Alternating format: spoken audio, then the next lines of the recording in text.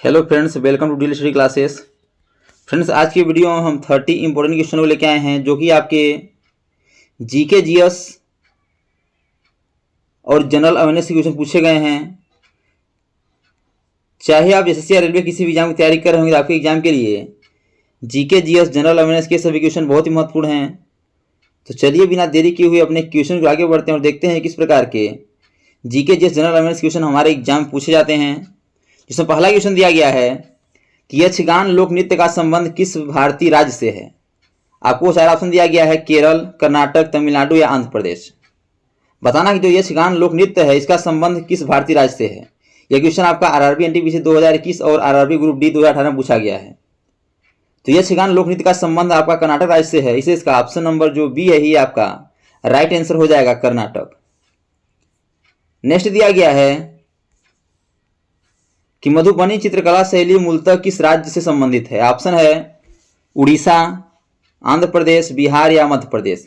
यह क्वेश्चन आपका RRB NTPC 2016 और 2021 में पूछा गया है, तो इसे पुनः पूछे जाने की संभावना है। तो इसका करेक्ट आंसर हो जाएगा बिहार, यानी जो मधुबनी चित्रकला शैली है यह आपका बिहार राज्य से संबंधित है, इसे इसका option number C right answer हो जाएगा, बिहार। नेक्स्ट दिया गया है कि मोहिनी अट्टम नृत्य शैली निम्नलिखित में से किस राज्य में लोकप्रिय है। यह क्वेश्चन भी आपका आरआरबी एनटीपीसी 2017 और आरआरबी ग्रुप डी 2018 में पूछा गया है। ऑप्शन है राजस्थान, तेलंगाना, केरल या कर्नाटक। तो जो मोहिनी अट्टम नृत्य शैली है यह आपका केरल राज्य में लोकप्रिय है, इसे इसका option number C right answer हो जाएगा, केरल।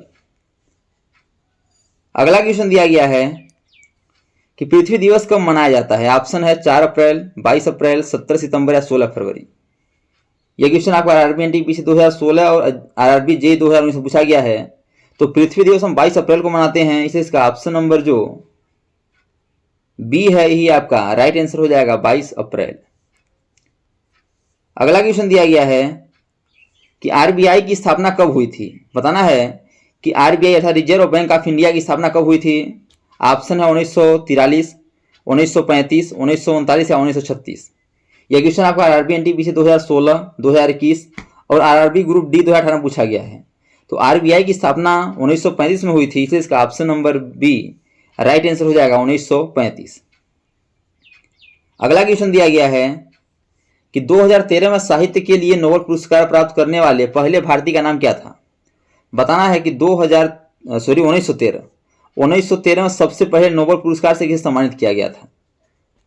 ऑप्शन रविन्द्रनाथ टैगोर, महात्मा गांधी, अमर्त्य सेन या सीवी रमन। 2013 में साहित्य के लिए नोबेल पुरस्कार प्राप्त करने वाले रविन्द्रनाथ टैगोर थे, इसे इसका option number A right answer हो जाएगा, रविन्द्रनाथ टैगोर। और यह क्वेश्चन आपका RRB NTPC 2016, 2021, RRB group D 2018 और आरआरबी जे 2019 से पूछा गया है।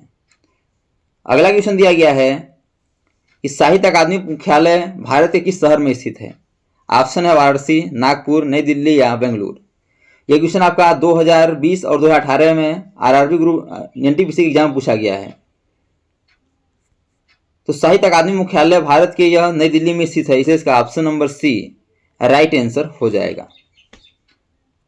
नेक्स्ट दिया गया है कि राष्ट्रीय हिंदी दिवस हर साल कब मनाया जाता है। ऑप्शन है 5 सितंबर, 2 अक्टूबर, 5 जून या 14 सितंबर। तो राष्ट्रीय हिंदी दिवस की बात की जाए तो आपका 14 सितंबर को मनाया जाता है प्रतिवर्ष, इसे इसका option number D right answer हो जाएगा। और यह क्वेश्चन आपका आरआरबी एनटीपीसी 2021 और आरआरबी ग्रुप डी 2016 में पूछा गया है।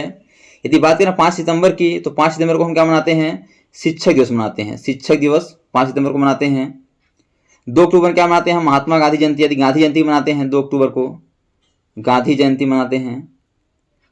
और यदि बात करें हम 5 जून की, तो विश्व पर्यावरण दिवस मनाते हैं। क्या मनाते हैं, तो पर्यावरण दिवस मनाते हैं 5 जून को, इसको भी याद रखिएगा।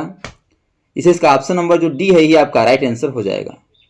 अगला दिया गया है कि मैत्री तथा दक्षिण गंगोत्री किस महाद्वीप में भारत के शोध केंद्र हैं। ऑप्शन है ऑस्ट्रेलिया, अफ्रीका, दक्षिण अमेरिका या अंटार्कटिका। यह क्वेश्चन आपका आरआरबी एनटीपीसी 2018 में पूछा गया है और 2021 में पूछा गया है, तो इसका करेक्ट आंसर हो जाएगा ऑप्शन नंबर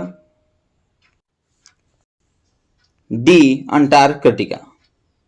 यानी मैत्री तथा दक्षिण गंगोत्री अंटार्कटिका महाद्वीप में भारत के शोध केंद्र हैं, इसे इसका ऑप्शन नंबर जो डी है ही आपका राइट आंसर हो जाएगा। नेक्स्ट दिया गया है कि अंतरिक्ष में जाने वाले पहले भारतीय कौन थे। ऑप्शन है रवि मल्होत्रा, सुनीता विलियम्स, राकेश शर्मा या कल्पना चावला। यह क्वेश्चन आपका आरआरबी में 2021, 2016 और आरआरबी जेईई 2019 में पूछा गया है कि अंतरिक्ष में जाने वाले पहले भारतीय कौन थे। इनका नाम था Rakesh Sharma, option number D. Rakesh Sharma जो थे अंतरिक्ष जाने वाले पहले भारतीय थे, इसलिए इसका option number C right answer हो जाएगा। नेक्स्ट दिया गया है कि किस वर्ष में भारत ने अपना पहला सैटेलाइट लॉन्च किया था। ऑप्शन है 1975, 1979, 1965 या 1962। तो भारत ने अपना पहला सैटेलाइट 1975 में लॉन्च किया था, इसलिए इसका ऑप्शन नंबर जो ए है ही आपका राइट आंसर हो जाएगा 1975। और यह क्वेश्चन आपका आरआरबी एनटीपीसी 2016 और आपका 2018 में पूछा गया है। नेक्स्ट दिया गया है कि भारतीय अंतरिक्ष अनुसंधान समिति का गठन कब किया गया था। ऑप्शन है 1961, 1963, 1956 या 1962। यह क्वेश्चन भी आपका 2020 और 2021 में पूछा गया है एनटीपीसी के एग्जाम में। तो भारतीय अंतरिक्ष अनुसंधान समिति का गठन 1962 में हुआ था, इसलिए इसका option number D right answer हो जाएगा 1962। तो दोस्तों यदि आप वीडियो को अच्छा लगे तो वीडियो को लाइक और दोस्तों में शेयर जरूर करिए, और यदि आप चैनल पर न्यू हैं तो चैनल को सब्सक्राइब कर बेल आइकन को प्रेस करना भूलिए, ताकि जब भी नई वीडियो अपलोड सबसे पहले नोटिफिकेशन तक पहुंचे। आपका अगला क्वेश्चन दिया गया है कि भारत में अंतरिक्ष कार्यक्रम के जनक कौन थे। ऑप्शन है अब्दुल कलाम, विक्रम साराभाई, राकेश शर्मा या राजेंद्र प्रसाद। तो इसका करेक्ट आंसर हो जाएगा Vikram Sarabhai, option number B. यानी विक्रम साराभाई जो थे क्या थे, अंतरिक्ष कार्यक्रम के जनक थे, इसलिए इसका option number B right answer हो जाएगा। और यह क्वेश्चन आपका एनटीपीसी के एग्जाम 2021 और 2016 में पूछा गया है। अगला दिया गया है कि इनमें से किसे प्रसिद्ध कोणार्क सूर्य मंदिर की स्थापना का श्रेय दिया जाता है।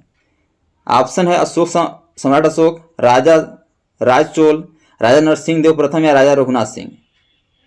तो कोणार्क सूर्य मंदिर की स्थापना का श्रेय राजा नरसिंह देव प्रथम को दिया जाता है, इसलिए इसका option number C right answer हो जाएगा। और यह question RRB group D 2018, RRB NTPC 2016 और 2021 में पूछा गया है।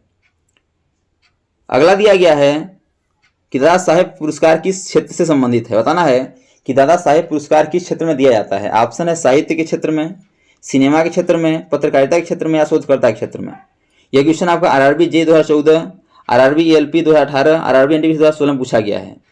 तो इन्हें पुनः पूछे जाने की संभावना है।